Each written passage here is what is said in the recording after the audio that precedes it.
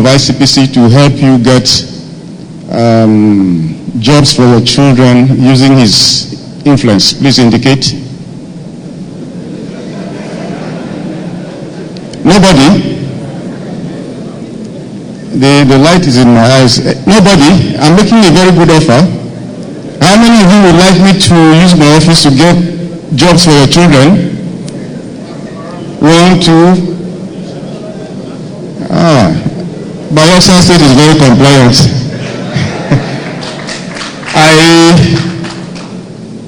I'm taking off from where the Chief Judge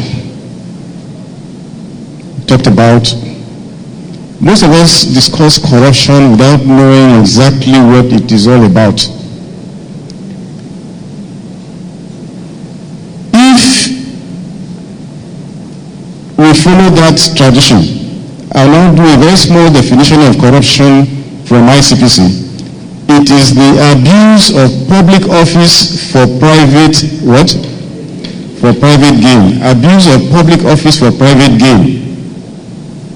If you don't understand any other thing, let that be, as far as the public service is concerned, that is abuse of public office for private gain.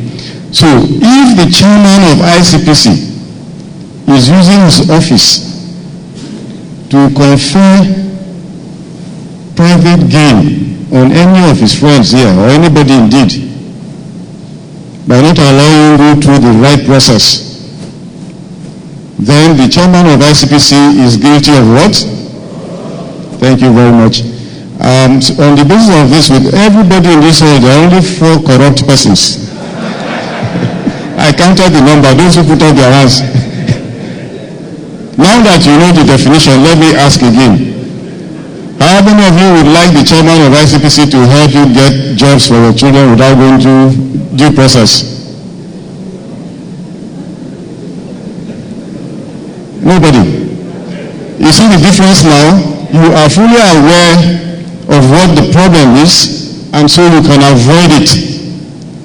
One other definition of corruption that we do on a daily basis but would not be aware that it is an offense is called influence peddling. Influence peddling. We took a group picture after the ceremony in Government House today. Some people would have also struggled to come and take the picture. They take the pictures that will be printed and go to their communities and say, this is the meeting I had with the governor, and he has asked me to come and ask if you have problems, and then please also amount it to my account. Then everybody will start rushing to the person that he has influence because he has been seen in pictures with the governor, right? It is also an offense because quite a number of professional hustlers take complimentary cards, that's why I don't have one, take complimentary cards around and say there's a contract that is going on in the Ministry of Works, I can arrange for you to get it.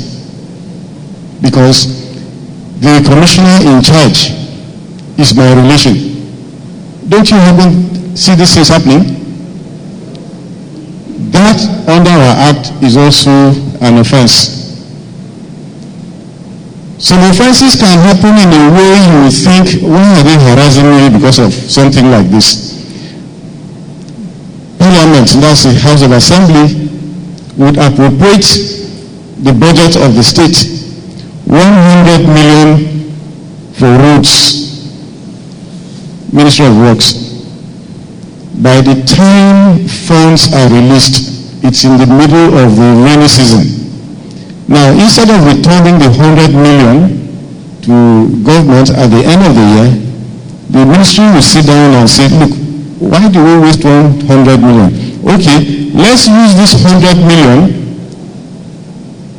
and build a training school for the Ministry of Works where we can train young persons in small skills. Okay, is that good? Well, is it not good? It's good? I'm not asking those who are professionals, who know how to I'm saying this for the benefit of those who do not know what is corruption.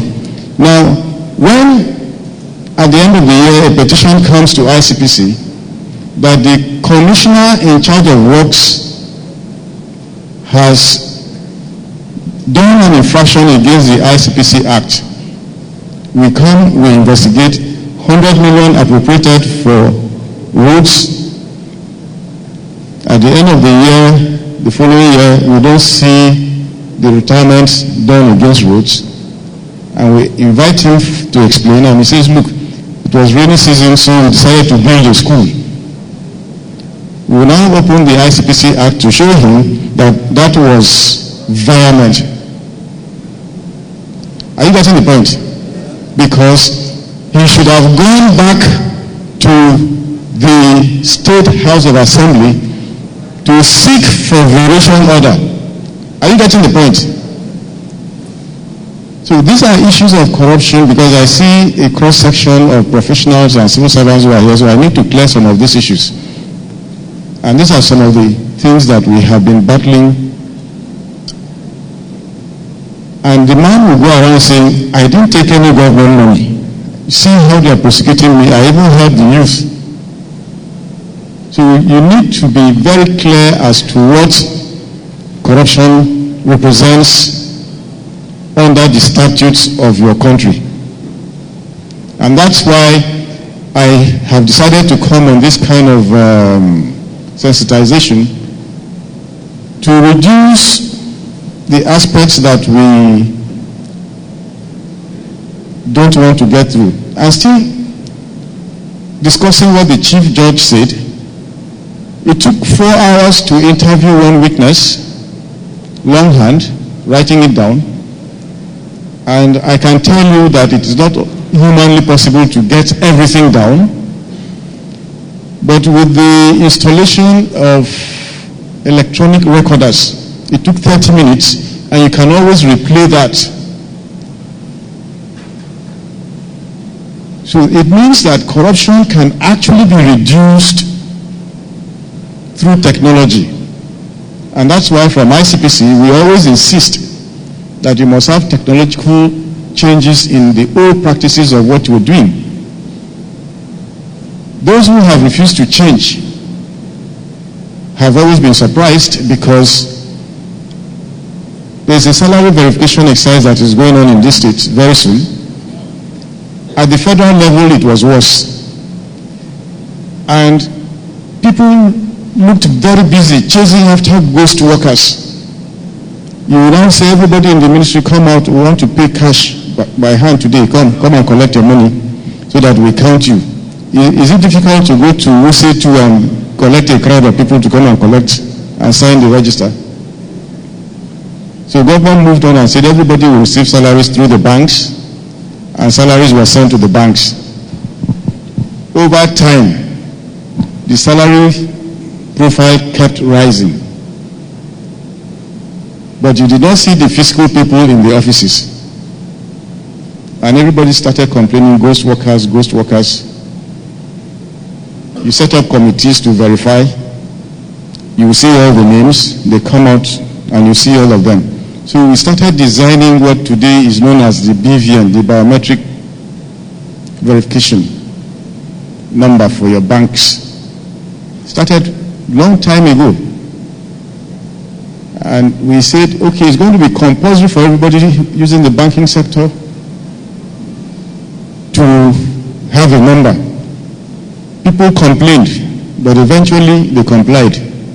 Now the integrated personnel payroll information system of the federal government is electronic. So we now run the electronic system against the BVN numbers. And you started seeing people with one BVN, but 10 different names. You know, greed. When you are greedy, you can climb the tree and forget yourself. The alert, do you get alert when you pay money in the bank? Because they didn't want the alert to go to other people.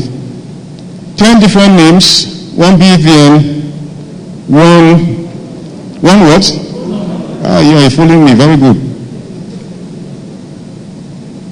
And so, suddenly, because of technology, ghosts now have bank accounts. Are you getting the point? And if ghosts have bank accounts, it's also very easy to find out what they use to open the account. NEPA bills, in those days of NEPA, or other utility bills, addresses. We now started going to a few of those addresses and we met some of those ghosts who were not in the cemetery. So electronically, you can reduce the incidence of what you're trying to do. I was in Delta yesterday to do exactly the same exercise I'm doing. And we finished at about 1:05 p.m. And I decided to drive down to Bayelsa. We used a bus, coastal bus. Deliberately, I was in that bus. We arrived Bayelsa 4:45. Now, why am I telling you this story? The quality of the largely east-west road that we traversed brought a lot of nostalgia and sense of anger to me. Because first, I used to work in Ampadek in the 90s, so I knew the state of roads in Niger Delta between Bayelsa and Rivers. Sometimes you can take off from Rivers and spend 2 days on that road coming to Yenagoa. Have you forgotten? And if you had a problem on the road, maybe a security problem, you look left, swamp, you look right, nowhere to take off to. Are you getting the point? Now somebody gave a contract to do that road. And I drove on that road yesterday, and what crossed my mind was, I'm fully aware of the monies that have been allocated on that road, but I asked myself if the quantum met exactly the expectations. And that's why when we had to investigate persons in the relevant federal ministry responsible for that road and saw what had been taken into private pockets, I didn't waste time seizing their personal properties, because part of this whole exercise is to make corruption very unprofitable. I published it in 2 newspapers, those whose properties we had seized. Interim seizure, when the case is on, and have charged all of them to court. Even if they are jailed for 50 years each, will that bring back those who have died on that road through accidents? Will that also bring back babies who were born trapped on that road because their mothers could not get to hospitals? These are the things that regulate me. And so when people come to say, let's go and beg the chairman of ICPC if there's any way we can plea bargain this issue, there are certain issues I am not even ready to discuss. One other major issue, I'm happy with the governor today. When I heard what he had done, don't ever come to my office to talk about plea bargaining when you steal pension money. Because you take pension money, you are sending people to death. Are we getting the point? So what do you want to come and tell me? Are you plea bargaining on behalf of the dead person? Or what? So these are salient issues we should be looking at. But at the same time, when I complain about people who are executing these public functions, what about the communities themselves, citizens? Government wants to build a road, communities will begin to erect shrines on the road. Am I in the right place? You begin to erect shrines when you hear that the road will pass through here. And so you need to compensate the spirit in the shrine to move to a safer location so that the road can pass. Human beings will not use the road. I don't know if the spirits don't use the road too. Are we getting the point? And you see long letters from the communities insisting that the shrine must be relocated and money is paid for. Grudgingly, government assesses the shrine, they pay money. Who collects the money?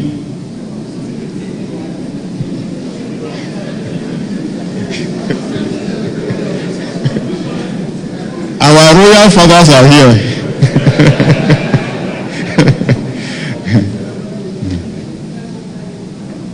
Now, you might think I'm joking. Last year, somebody was convicted for collecting money that was allocated for the movement of the shrine. He paid it into his fixed deposit account on behalf of the spirits. And we were able to get all the evidence that the money did not, the interest at least, did not go to the spirits. And we were able to prove it successfully before the court. And that person has been jailed. So this is also a message to the communities and the young persons that we must help ourselves by helping government. I now asked myself, even if I arrest everybody that has taken money on the East-West Road and we charge them to court, would it not have been better if from the first day of the award of that contract, we had persons with the fear of God monitoring that project step by step, refusing anything that will induce them? Today, we would have had a fantastic road at the cost as of that time. Today, inflation has made rubbish of the amounts you would ever vote. And that's the critical message I'm bringing to you, that you need to prevent certain things happening. It's possible. Instead of spending more money chasing after these human beings who have kept you all deliberately poor. Sometimes I find people asking, what kind of job are you doing without arresting everybody that is walking on the streets? And my response to that is that the higher people succeed in taking public funds or doing other corrupt acts, it means that the anti-corruption agencies, including mine, are not doing the right things. Because if I'm doing the right thing, I should be able to reduce those incidents from happening. I'll give you a simple example that you will remember. In those days when we were civil servants, if you wanted to go and do private business, you simply tell your boss, I want to go to the bank and collect money for my children's school fees. And you know that in the bank you will go and queue for 1 or 2 hours. Is that not right? But can you use the same excuse today? You can't, because technologically you can sit in your office and transfer money to anybody. So it's very easy to do online transactions. But as simple as it is to do online transactions, you cannot relax, because there are other people who are taking your money from the bank using the same names because you have exposed your PIN numbers or other careless acts. Sometimes it's inside that collusion from the bank. So we have to train our own staff on how to use forensics to detect such people. And I want to tell you that the major victim in this online duping are the elderly people. They go with their ATM card to the ATM, and maybe they're not too sure what is happening. They turn to a young man and say, my son, please, I want to remove 400 naira or 500 naira, help me. The young man will say, what's your number? You would impute it for him. The money comes out, he gives to him. I'm telling you a true life story. In giving him the card, the young man gave him, the old man, his own card. The young man's card. And the gentleman left. When he left, the young man put the card, ATM card back and cleared his account. Are we getting the point? So everybody can be a victim. The old man believes that the young man he's talking to is like his son and truthful, but things have changed. That incident was reported to ICPC and we investigated, and we asked the gentleman, did you give your card to somebody? He said no. Did you give your PIN number to somebody? He said no. It's the bank that stole my money. Of course, we started our investigations, and we got the CCTV coverage where he handed over the money. And we re-invited him and said, can you take a look at this CCTV coverage? Are you the person in this picture? And he put on his glasses. He said, yes, that's me. We said, this is what you were telling the person. He said, okay, I remember now. But so that means in dealing with corruption issues, we must be truthful, okay? To resolve our issues. Why are we doing this anti-corruption summit? If the major concern of Nigeria is corruption, everybody keeps shouting about corruption. So why don't you sit down like we're sitting here today and agree on those processes that will remove the major headache? But I can also tell you that most of the sins that we accredit to corruption is actually to do with incompetence. So we must distinguish between incompetence and corruption. It is like people who commit sin and say it is the devil. One day the devil will be very angry with you and take you on for lying against him. So we are here today to help the Bayelsa State design a very robust anti-corruption paradigm shift. I'm already very happy with the steps that had been taken from what I have heard and what I know. Indeed, Bayelsa State was the first state in the South-South and the Southeast to apply to have the anti-corruption body set up in this state.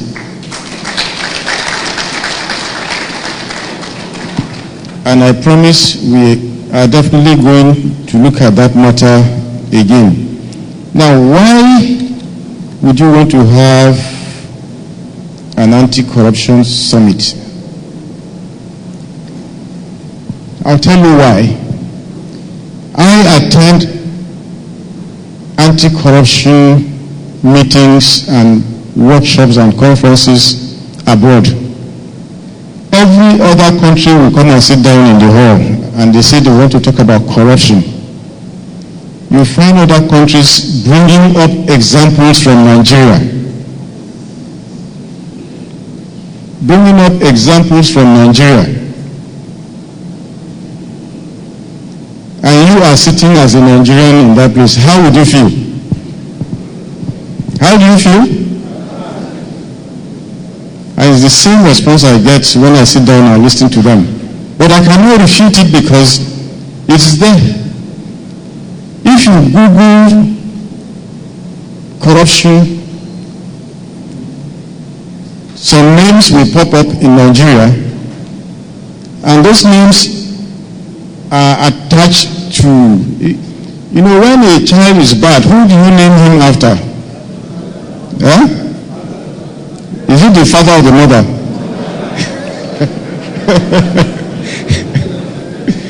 So, okay, look, this state is very gender sensitive. Let me ask the women. If a child is bad, who do you name the child after? Women? The father? Very good. Men, who do you name the child after? So there's a general agreement that from the women they will name the father, for the father they will say is the mother, which means that 50-50, right? Which means that the two of you must be responsible for that child. You cannot leave that development to the child. So if somebody is named and flashed on the issue of corruption, the first place they want to know is which country. They mention the country. Which state? Are you getting the point? You must change the narrative so that in future, when they mention issues like that, names from your state do not feature. Do you agree? And that's why we're having this here today. So if somebody is not doing the right thing, speak out. Speak out. Because if you don't speak out, there will come a time when you carry your passports to other countries and they ask you, where are you from? You say Nigeria. They say, which state? Because there are certain states in other countries where they have major problems. And so you need to fixate those states. Bielsa should be able to measure, when it puts everything in place, certain indicators. Are your products affordable and good quality from your factories and farms? When I came in yesterday, I saw plantain everywhere on these roads being put out for sale. And I wondered, if this same plantain that will cost 1,500 gets to Abuja, you know what it will cost. But because of the road, it will stay here and rot, and the farmer is busy working for nothing. So you have to link up some of these anti-corruption processes we are looking at. ICPC under its mandate has the capacity of assisting Bielsa State and other states in providing professional and technical assistance in carrying out corruption risk assessment, system studies and reviews of your government systems, practices and procedures. Sometimes I make a small example. If you're looking for perceived corrupt officers, the general tendency is that everybody will be looking at the accountant, not so. The people working in the Ministry of Finance or the Director of Finance in any ministry, is that not right? Then you look for the store person. Who else will you look at? Who? Construction engineers. But from the studies we did, would you look at the protocol officer? Do you have protocol officers here? Would you look at protocol officers? Do they have access to money? No?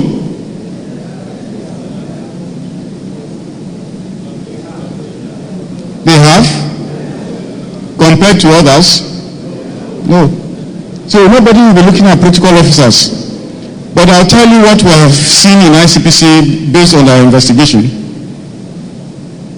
The Secretary to Government is sending 10 people to the United Kingdom for training.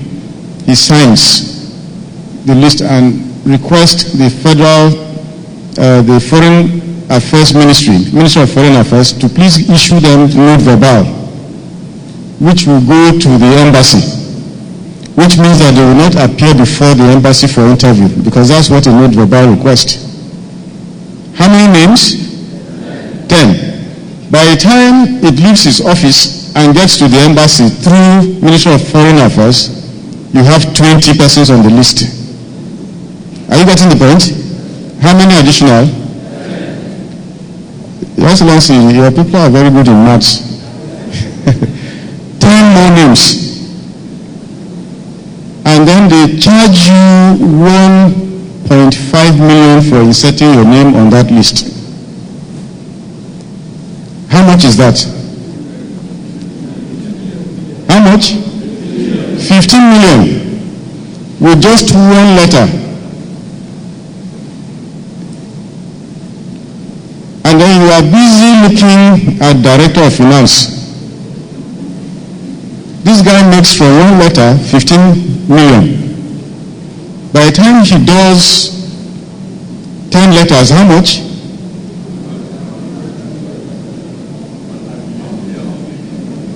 I'm telling you this story so that those of you who are civil servants who would go to head of service and say, I want to change to protocol cadre, they will be waiting for you now. So we take, in ICPC, we do a study of the corruption profiles and then design responses to each. I asked this question yesterday in Delta State. Which state do you think writes the most petitions in Nigeria?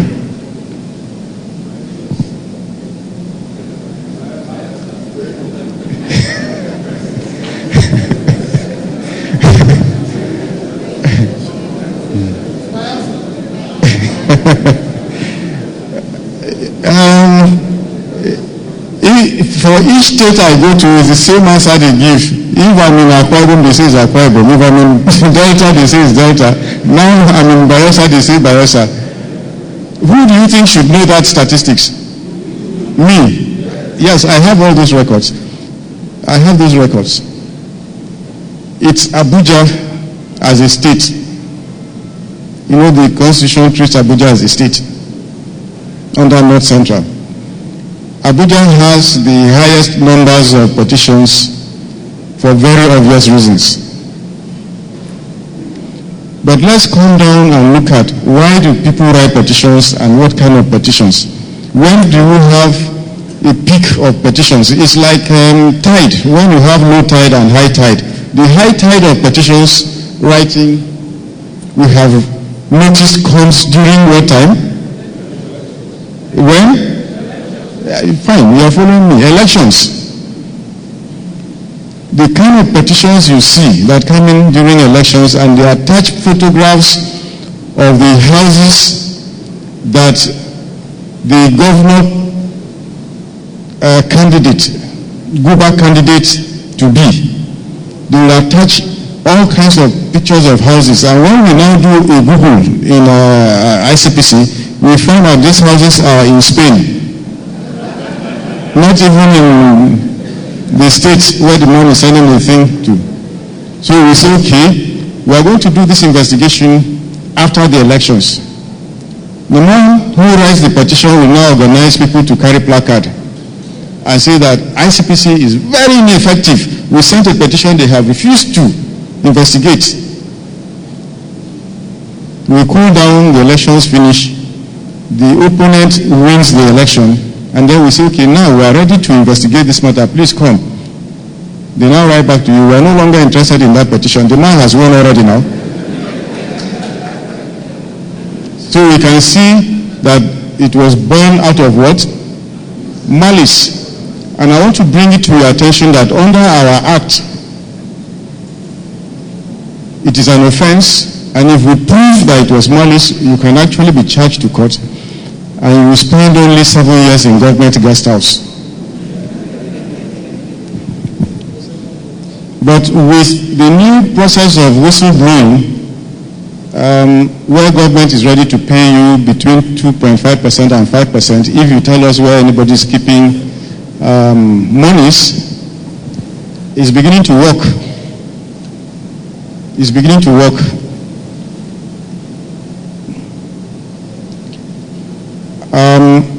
I don't want to take your time because we're going to have an interactive session where you'll be able to ask questions. So I'll end my discourse here so that you take this as an introduction as to the kind of things you want to talk about. During the interactive session, you are free to ask for clarification, more questions as to the aspects that concern you. You can ask me, you can ask your governor here, you can ask the chief judge, the speaker, or indeed anybody here. But finally, in response to what the chief judge said, is is ICPC independent? I can tell you that ICPC has always been independent. When I came in, I followed that tradition, and nobody has been able to give me directives that I consider to be inappropriate for me to do anything. I want to refresh your memory that the former president of this country, who appointed me into that position and I was cleared by Senate, made a statement which most Nigerians may have forgotten. He said on the swearing-in day that I, as president, shall never interfere in your functions as ICPC chairman. And he kept to it. And the current government has followed that tradition. As far as ICPC is concerned, I can speak for my organization and I can speak for myself. Because I think at this age, I should be able to tell anybody that no, I'm not going to do this. And I want all of you to imbibe that same culture, to speak the truth, because on the long run, it pays. Thank you.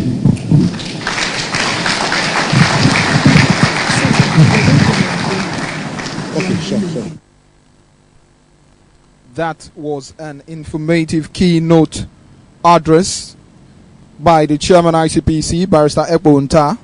And at this point, it is instructive to note that the anti-graft agency, that is the ICPC, has a mandate of ensuring a Nigeria free from all forms of corruption through the enforcement of relevant anti-corruption laws, as well as the creation of public enlightenment on the adverse effects of corruption on our national life. And as earlier stressed, here in Bayelsa State, the restoration government under Honorable Henry Seraki Dixon had proactively demonstrated commitment to the anti-corruption fight through the conduct of monthly transparency briefing on the income and expenditure of the state as a mark of accountability and transparency. I'd like to, with utmost respect and humility, invite once again the man who has a whole lot of knowledge about corruption and the war against corruption, and I'm talking about the chairman of the ICPC, Mr. Ekpo Nta, is going to be supported by our governor, who is also doing a marvelous job in the fight against corruption, Honorable Henry Seraki Dixon. His deputy, retired Rear Admiral John Jonah, the Speaker of the State House of Assembly, the Right Honorable Conway Friday Benson, and the Honorable Chief Judge of Bayelsa State, Honorable Justice Kate Abe. They will go down to unveil the anti-corruption campaign in Bayelsa State. Shall we please put down together as we step forward to do this all-important unveiling ceremony?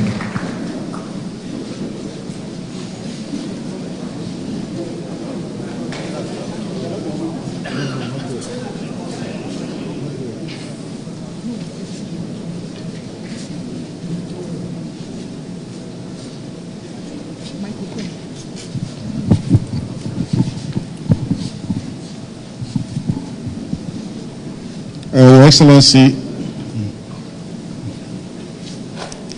I think it's a very simple unveiling exercise. It's so long. Thank you. Please distribute to the two, that's one behind each other. No, this one first.